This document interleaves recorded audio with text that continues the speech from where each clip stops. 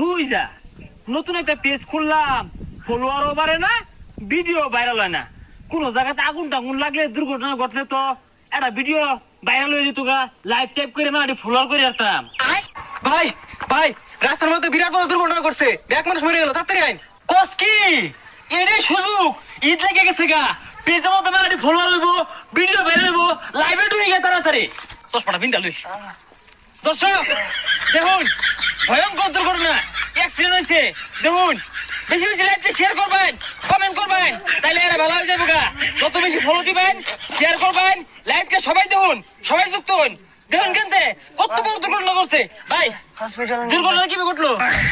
আরে ভাই, হসপিটাল পরে দুর্ঘটনা কিভাবে ঘটলো এটা কোন ভাই এটা কি করতা শুন, ওর তো হাসপাতালে নিয়ে লাগবো।